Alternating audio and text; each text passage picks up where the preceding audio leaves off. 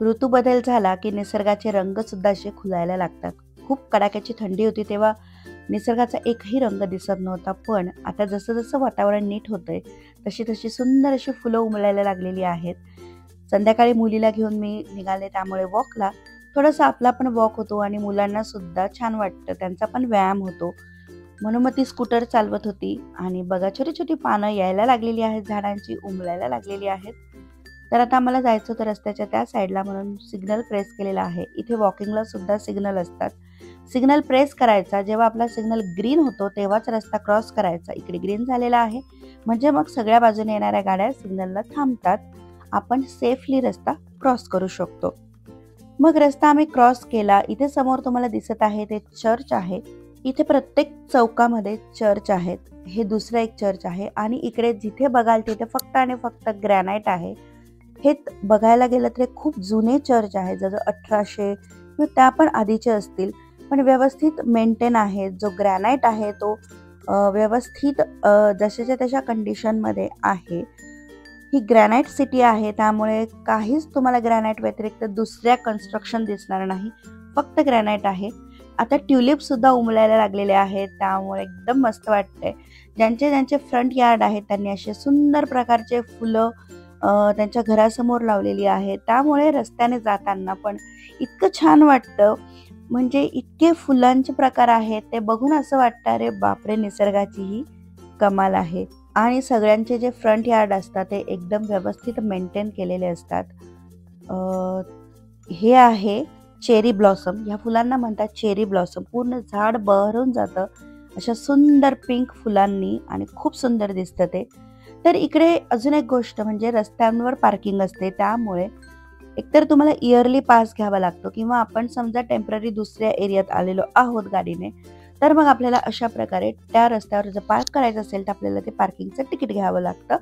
मग 3 तासासाठी 2 तासासाठी अशी आपल्याला पार्किंग मिळते. ज्यांचे बॅकयार्ड असतील त्यांचे बॅकयार्ड हे अशा प्रकारे दिसतात. काही काहींना बॅकयार्डला गराज आहेत. दुसऱ्या दिवशी पडला इतका जोरात गारांचा पाऊस, इतक्या गारा पडल्या बापरे. मग आम्ही नाश्त्याला केले मस्तपैकी पोहे. सुट्टीच्या दिवसातला एक दिवस का होईना पण पोहे बनतातच नाश्त्यासाठी.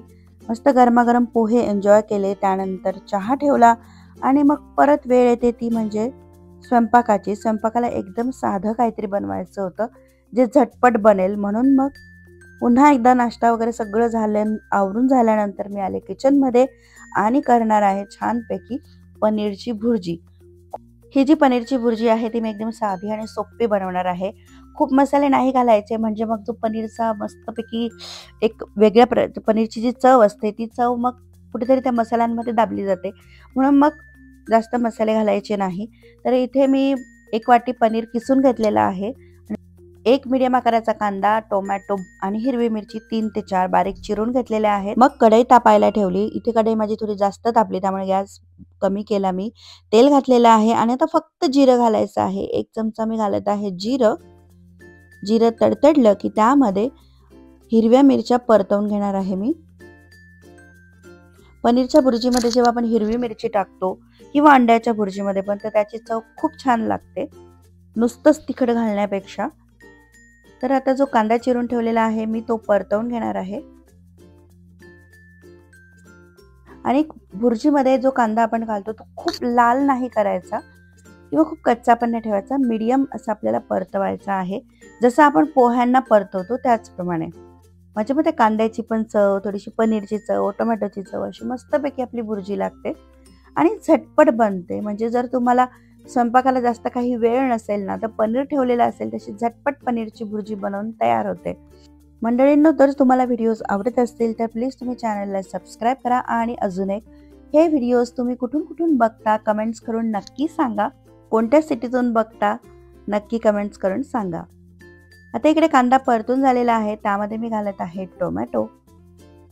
टोमॅटो लवकर शिजावा यासाठी त्यावर झाकण ठेवायचं आहे, म्हणजे मग तो लवकर मऊ होतो आणि आपला पण कुकिंगचा वेळ कमी होतो. तर एकजीव करून घेतलेला आहे मी कांद्यासोबत. आता झाकण ठेवते आणि 3 ते 4 मिनिट मीडियम गॅसवर याला शिजू देते.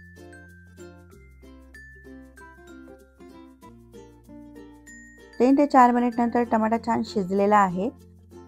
एक जीव करून घेते मी सगळं एकदा.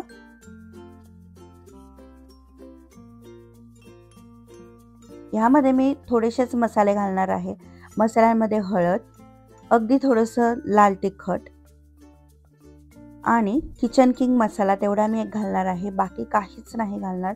तुम्हाला आवडत असेल तर तुम्ही धने जिरे पावडर सुद्धा यामध्ये घालू शकतात. काही भाज्यांना कमी मसालेच छान लागतात, त्यामुळे मग त्याची जी ओरिजिनल चव असते ती भाजीमध्ये छान लागते. तर थोडासा मी इथे 1 चमचा टाकलेला आहे किचन किंग मसाला. पनीरच्या भाजीची चव किचन किंगच्या मसाल्याने अजून जास्त छान लागते. सगळे मसाले छान तेल सुटेपर्यंत परतवून घेतलेले आहेत.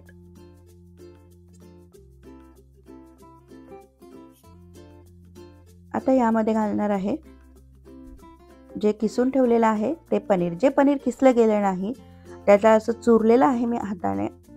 आता हे पनीर मसाल्यांसोबत मिक्स करायचं आणि अगदी 2 मिनिटमध्ये आपली छान चविष्ट पनीरची भुर्जी बनवून तयार होणार आहे. झटपट बनते रेसिपी, काहीच वेळ लागत नाही. पनीर फक्त 2 ते 3 मिनिट परतवून घ्यायचं आहे,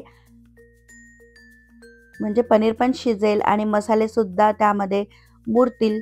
चवीनुसार घालायचं आहे मीठ आणि कोथिंबीर. मस्त मिक्स करायचं आणि झटपट पनीरची भुर्जी बनवून तयार झालेली आहे.